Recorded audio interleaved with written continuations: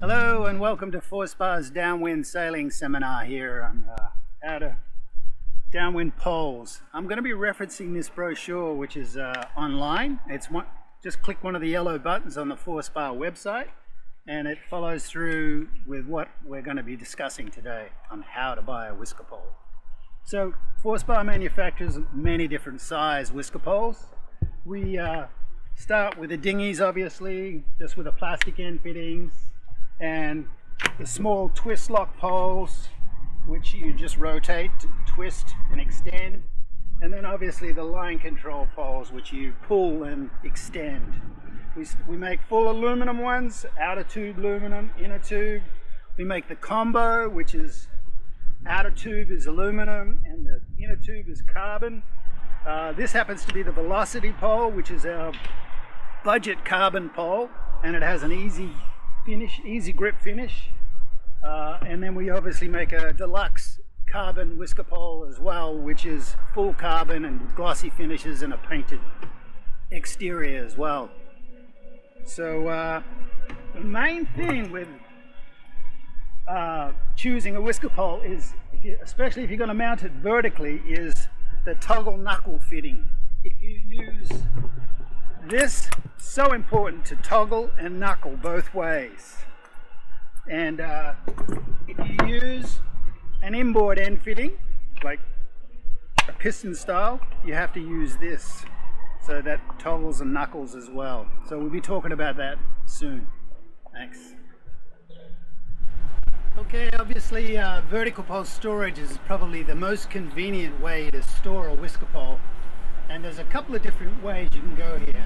This is the toggle style fitting, and it's on a rubber chock. This is a Beneteau 473, and it's got a 1527 whisker pole.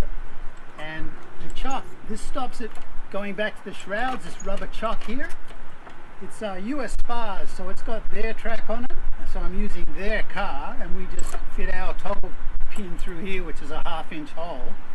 And I've attached the vertical pole storage chock to it as well, so it travels together when the pole goes up the top of the mast. And this one is fixed on the bottom of the track, and the bottom of the pole just snaps into that.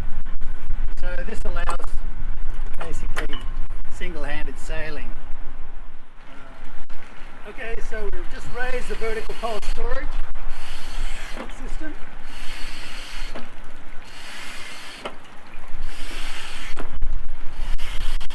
And it just snaps in right there.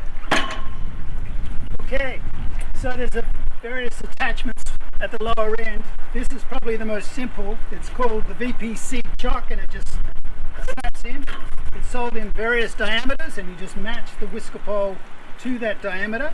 Or you can even mount one of these that is screwed into the spar with these holes here. It's called a MPC, Mast chock. So that's a couple of different ways to store the lower end. Okay, typically when you're using a jaw fitting, if you didn't have a T-track, like 1.25" T-track, or the US Spars track that I have on this Beneteau, you could install an FC mast plate, and that would allow you to snap in the jaw as well. Obviously this would be mounted a lot higher, but I've got the track in the way. And then we also manufacture it in a toggle knuckle arrangement, where it's shaped to the spar, and you can just drill and tap into your spar that way. That's an easy fitting, and then the toggle knuckle just clicks right in here. Yeah, the 1.25" T-track, the slide cars, the VPC chock, and then if you wanted to use a jaw fitting, you just use the mast car here. And you can see how I've got this tied together here, how it travels up with the spar, so the whisker pole doesn't rock offshore in heavy seas, and then it's snapped down here at the lower end. You could also put it down at the deck level too and just snap the jaw into that, because it's always a jaw on the outboard end of the pole, so you'd snap that into there. Okay, another way to store a whisker pole is with these deck mounted brackets. obviously this is the TSN fitting. You can just slide that in here, and or if you've got a jaw, you could use one of these and just click the jaw into. This is our Marilyn version, the deck bracket as well. And this is the forward deck mount piece that's bolted to the deck, and we have a trigger fitting here, so you just click it in place. Clicks in automatically, or if you wanted to use a Marilyn version, this is a bit smaller and less expensive than the stainless bracket, the deck chocks.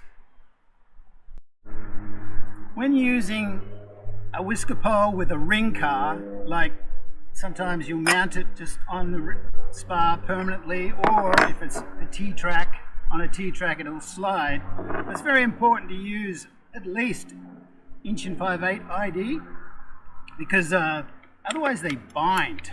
They need to clear the beak fitting, and 1 5/8" will get you out of trouble, because if you've got so much leverage you can crack the end fitting. We don't want the pole coming down on anybody. So, but these are typically not stored vertically on a spar. Okay, another way to store a whisker pole or a spinnaker pole on your stanchions is we make stanchion chocks. And there's just screws here that you pull apart. It comes over the, you snap it around the stanchion and just put the screws back in and open it up, snap the pole in, close it up. That's it, simple.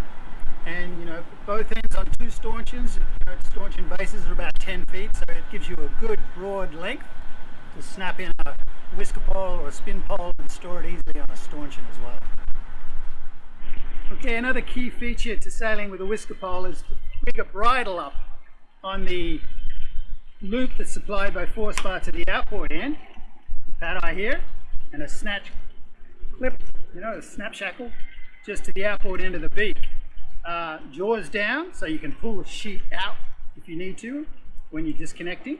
But the bridle, each leg would be about 20 feet long, 25 feet long. So you do use that so that you can take the bend out of the pole, because in real heavy conditions, when it's loaded, you'll see the pole bend, like, and then you can straighten it right out with the bridle by just easing your topping lift. So that's a good feature there.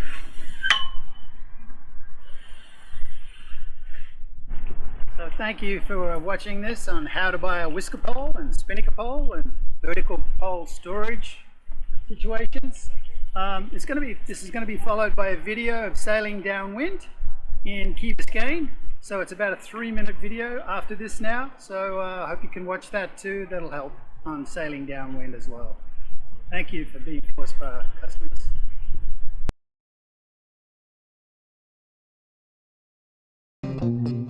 So we have a bridle rigged, and we have a Forespar line control whisker pole here, and we have a TS 125 car up there, TS fitting, and a VPC Chocks storing it just on the mast here. So it's pretty simple.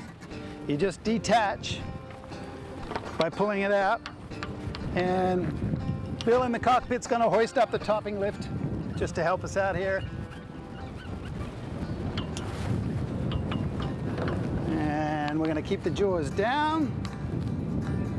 We're going to snap it onto the sheet, down with jaws down. And then we're going to come back, just hold that and pull it down. Okay, so we want it pretty level, so we're just going to keep it in the chock here. And that's good. Just want to keep it up, extended near the headsail. Right, now that the topping lift's on, we simply attach or extend the whisker pole by climbing up the spar a little and just pulling on the furling line, extend it, and tie it off like this, figure 8. And the rest we'll do when we furl out the sail. Okay, now that we got the pole set, it's simple. We just ease the furling line out, wind the jib sheet in, and set it, because we want to head downwind with the whisker pole, the shortest destination. We're going to the Rickenbacker Bridge there, and we need to get there fast, so we just wind out the jib. Here we go. Just grind it out. Pole's kind of level. And that's pretty good right there, I'd say. And that's it. It's a stable, steady, wing on wing situation here. It's just straight to the bridge. It's fast. And our boat speed's, it's climbing. We've probably doubled our speed just with the main up. So wing on wing is very simple, very stable, and autopilot. You can go do what you need to do. You can single hand a boat. It's the way to go.